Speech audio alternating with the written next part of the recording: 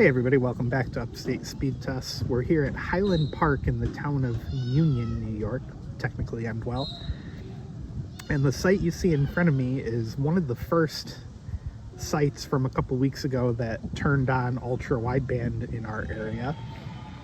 And right now I have a couple minutes, so I thought I'd speed test the other side of the tower for you guys. The first test I did was in a shorts video, and it was on the other side of the tower. Well, now we're on what I would call the more residential side of the site. I did see a little over 300 down in a different position not too long ago. And these are some of the best upload speeds I've seen on any Verizon site, at least in our area, maybe in all of upstate New York. So 263 down, 120 up, 61 millisecond ping, 461 latency on the down, 116 on the up, and the jitter at 6 milliseconds. So really good results. I'll run it one more time for you guys just because it's the new and exciting thing on the block.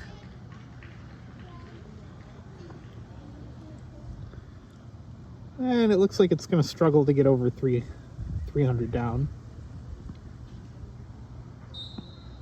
Right now, I believe either the backhaul is not turned up on these sites, or either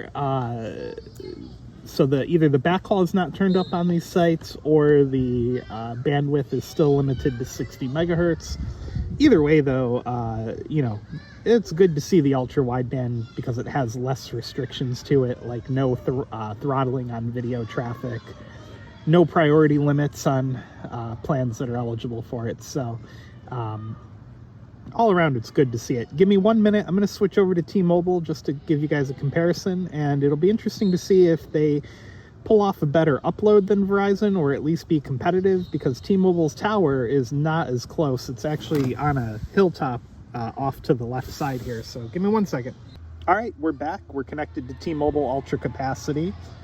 And T-Mobile is on a site just to the left on the hilltop out of frame. T-Mobile, of course, in our area is running, I forget if it's 120 megahertz or 140. And they are, like I said, significantly further away than Verizon. So 364 on the down, 36 millisecond ping. Loaded pings are looking pretty good. Not great, but pretty good. 1 millisecond jitter. And the upload nowhere near Verizon. Now, depending on where you're at in this park, you can get faster speeds out of T-Mobile. There's areas where T-Mobile can pull 500 to 600 down. I feel like their network in our area, and I've said this before and I'll say it again, I feel like their network in our area is becoming more loaded down as they add home internet subscribers. Even some of my neighbors have T-Mobile home internet now, so it's definitely caught on around here. And, still very, very good competitive speeds, just not the peak speeds. You used to always be able to pull 500 to 600, 700 down, and you still can in a lot of areas, but I feel like that the number of areas has decreased. So 34 millisecond ping time, loaded ping times look a little bit better on this test. The up one in particular is pretty good.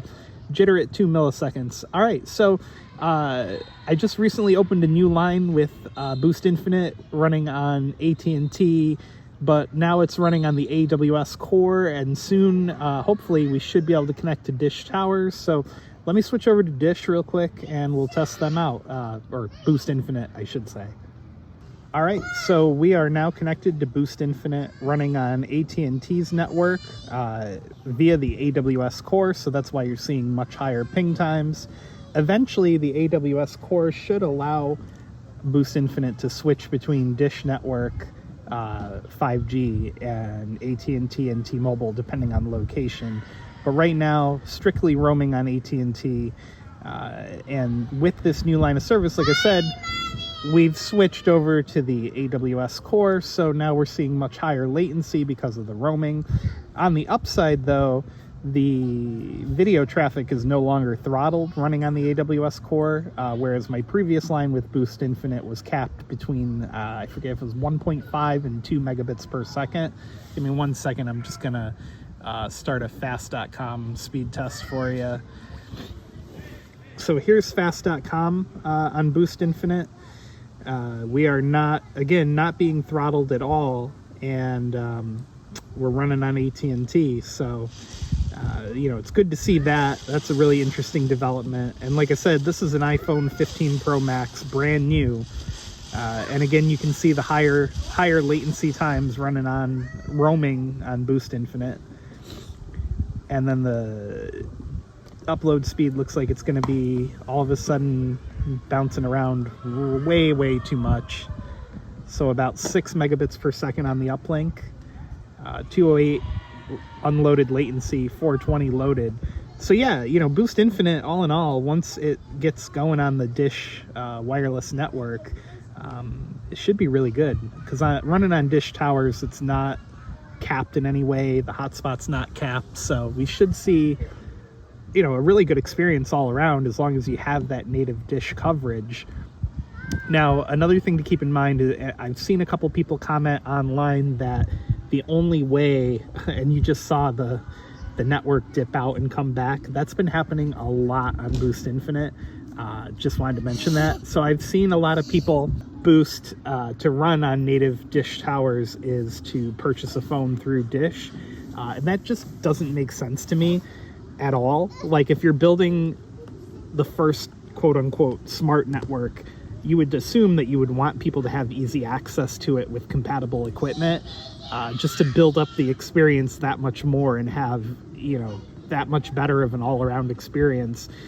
So that just wouldn't make sense to me, and these latencies long-term are not going to be acceptable to a lot of people. So you know, if that policy is the case, I hope Boost Infinite ends up changing their minds. So yeah, there you go. Anyway, thanks for watching, guys. Give the video a thumbs up, click the subscribe button down below, and we'll see you in the next one.